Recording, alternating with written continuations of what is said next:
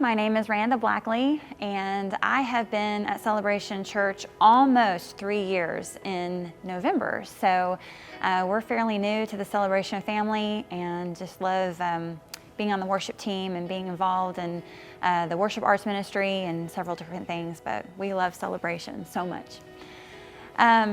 So my story, I have to kind of go back quite a bit to get to just the very beginning of why I'm telling you this story today. And so I was born in a ministry family. We were in ministry my entire life, and my life verse actually is Colossians 4:17, and it just says, "Take heed to the ministry that you have received, that you fulfill it." And so that has just been the story of my life. And so I grew up with a heart for ministry, for churches, and also for drama. I am a drama queen, I will admit it. And so I loved stories and plays and movies and all of that, and just dreamed of being an actress someday. And so I was in churches with my mom and dad. My dad was an evangelist for several years. We traveled around in a fifth wheel trailer, and I would write skits and plays and perform them at churches. And then when I got older and graduated, I went to be with a ministry called Life Action Ministries up in Michigan, and traveled and sang with them for 3 years. We traveled about 10 months out of the year, and we were just in different churches on a weekly basis. And it was very much the heart. It shared my heart, which was just revival for the churches, but they also did these amazing things where they would do, like, it was a multimedia presentation, and there was acting, and there was these little vignettes that you had to act out, and you had costume changes, and talking about the Great Awakenings and things like that, singing, choreography, the whole bit. So it was totally down my alley, and just absolutely loved it. In the process of all of that, I fell in love with a guy, and we both shared the same passion as far as like serving in the ministry and everything, and it just seemed like he was really the one for me. And it was to the point to where he had a ring and was getting ready to propose and things like that. And then one day he came to me and said, "Randa, I just really don't feel like this is what God has for me, that you are the person that God has for me." Well, it just devastated me, broke my heart into a million pieces. And on top of all of that, it had to play out in front of about 17, 18 other team members that we were traveling with at the time.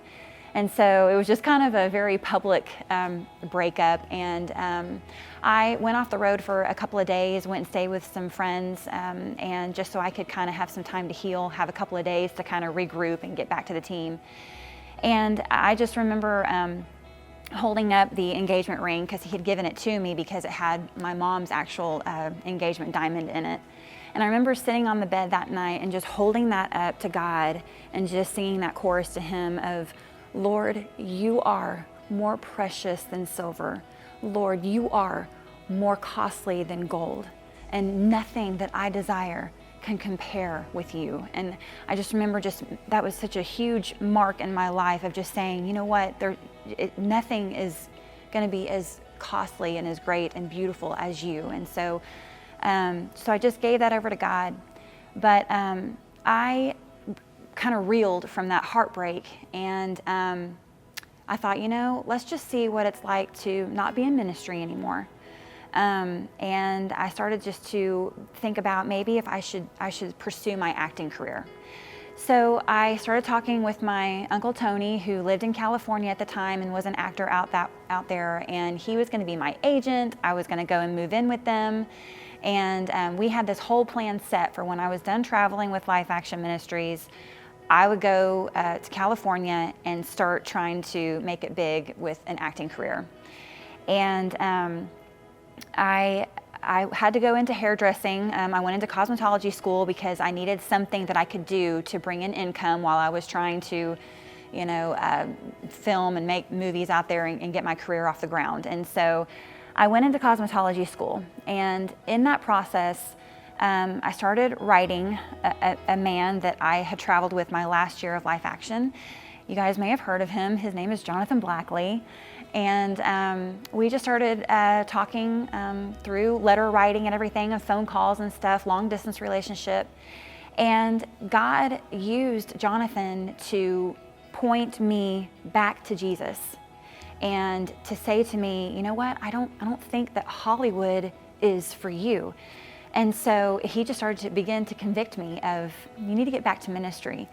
And so God just worked on my heart, and I realized that I was pursuing a dream that I would not have done very well with if I was faced with temptation. I knew that with me reeling from that broken heart and all of that, I was bitter. I was just not in a good place, and I didn't think that I would be able to withstand the temptation that came with all of that, with Hollywood and being out there. So I just told the Lord, I said, Lord, I'm gonna let this go. I mean, my dream of acting, I'm just gonna give it to you because it's safer in your hands. And so I just closed the door on that. Jonathan and I started, kept writing and everything, and it started to get very serious, obviously.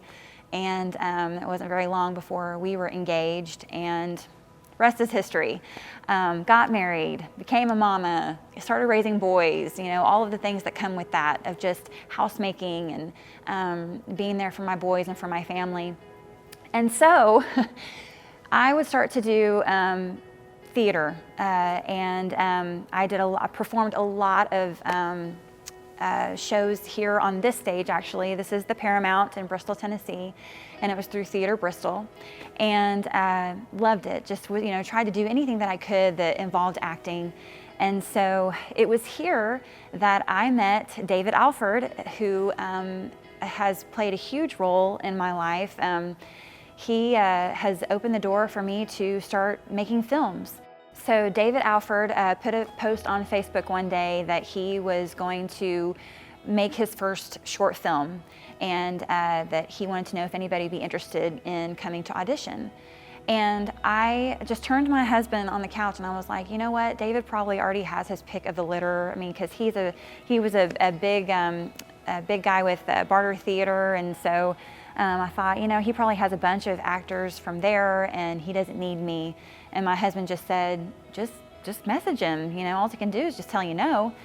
So I messaged David and I was like, hey, you probably already have all your people picked by now, but I would love to come audition for you. And David said, I would love for you to come audition too. So the next couple of days I went over there and got the part in his very first short film called Cross Purposes. And God just absolutely blessed that tremendously. And then he made another full feature film, which was called Found. I had another role in that. And then he's got a new film that's coming out here in the next couple of months called Royal Ashes that I have a part in. And God has just opened other doors. I have something set to film for next summer. And I am just so thankful to the Lord because He gave that back to me, that dream that I had of just being an actress. No, it's not Hollywood, and I don't want to be in Hollywood. It is in the Christian film industry, and God is preparing the way for me. He is telling me, now's your time, girl. This is it. I'm giving it back to you. I've been holding on to it. It's been safe and sound in my hands this whole time, and I'm giving it back to you. And I'm gonna blow your mind. And that's exactly what He's done. He has been so, so faithful. So I want to encourage anybody that you've got a dream, that you have ideas, and you think that now is the time to go for it, but you feel like God's just really closing the doors. There is no safer place than your dream to be than in His hands. So just offer that up to Him as a sacrifice, and He will take it and He will make it even better when He brings it back to you. But anyway, God is faithful. And just don't ever give up on your dreams. God is the biggest, best dreamer that there is. And He will see to it that it's just even better than you could even possibly imagine.